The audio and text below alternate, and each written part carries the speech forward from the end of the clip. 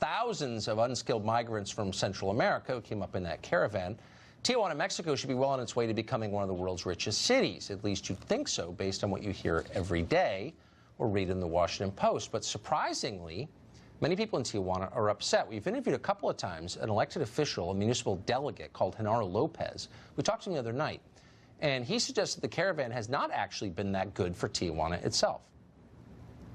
They're still here. Problems are still going on. There's been like 280 arrests. Before it was only for drug possession and being drunk in the streets. Now it's for breaking and entering into homes. People have even made citizens arrest of them.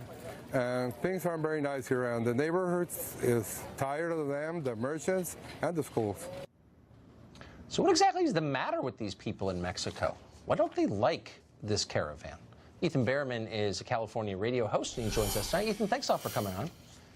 So I guess the reason we keep going back to this topic, and let me just stipulate, as I have before with you, that I like immigration, I like immigrants. I give every person in the caravan the benefit of the doubt. I think most really do want to come here for a better life.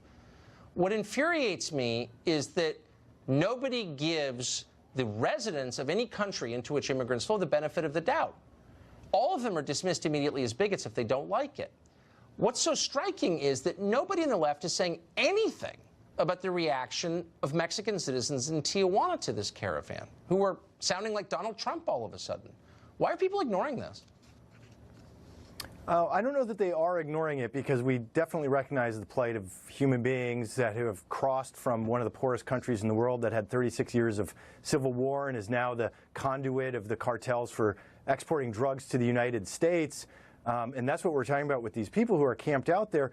You know, there are issues, obviously. Anytime you take a couple of thousand people and stick them in a stadium and tell them to just wait there with an unknown amount of time before they're going to be processed for asylum, you would have trouble with an unknown amount of time that you're stuck in a place as well while you're trying to figure out how to bring your family to a country for a new life. I believe that. I probably wouldn't engage in any home invasions during that time, but, you know, who knows? Maybe it's a situational response. But here's what I'm, again, so struck by, is everybody I talk to says we have deep sympathy for the plight of these migrants. And I said at the outset, and I mean it, I have sympathy too. I've never heard anybody on the left say, you know, we have deep sympathy for, like, normal people who just want to pay their taxes and send their kids to school, and their lives are being overturned by this. There's an effect on the people who live there when new people come. And nobody cares about them at all. Even in Tijuana, nobody cares about them. Why is that? Well, I think people do care about them, but here's the issue. We have Who are their we have champions? Twofold problem. One, we have a problem of governments failing, both Mexican and U.S. governments failing to deal with this human refugee crisis, and then the people are stuck with that problem in the local community, especially in places like Tijuana. And on top of it all, yeah, we always have a problem with the other. There are deep-seated issues of implicit bias of people of a different economic it's the status. Other. What you're saying is the people of Tijuana are bigots.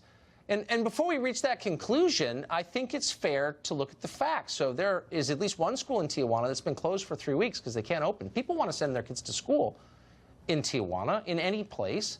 There's trash all over the streets. It's super expensive, and there's been a crime spree. So all I want from you and from everyone on the left is an acknowledgement that there are real concerns that are not rooted in bigotry, but that are rational, and it's fair to be upset about this. But no one will give the benefit of the doubt to normal people, ever. Why? There's definitely a right to be concerned about trash and the inability to send your kids to school and the environment and everything else. Crime? But again, is it okay to be upset about you got to crime? figure out who. Yeah, of course you can be upset.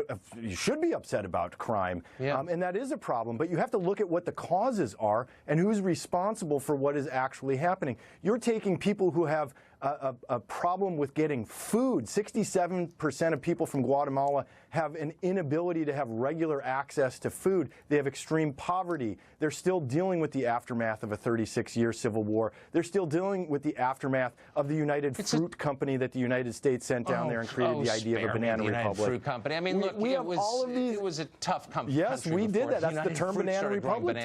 Okay, but again, I see all these religious figures, very self-righteous religious figures, show up and say, we're on the side of the migrants. Why do I never see anybody show up and say, we're on the side of just the normal people of Tijuana who aren't rich and have prosaic concerns like the rest of us, why does no one on the left ever go up and say, we're going to stand up for you? Well, I'm not sure I have a good answer for you there, because the government and the way the system is set up is for the citizens that are there in places like Tijuana or here in the United States. And we're talking about a refugee crisis that's happening, an asylum crisis. These are of human beings and children. We just had the 7-year-old who died crossing over in New Mexico because of the desert. But I mean, what about... So we have a responsibility. I guess, but we also have a responsibility to the people who already live in Tijuana and already live in this country, and they feel like no one cares about them, and that's why they elected Donald Trump. So, like, someone should care about them, or else they're going to get madder. Don't you think?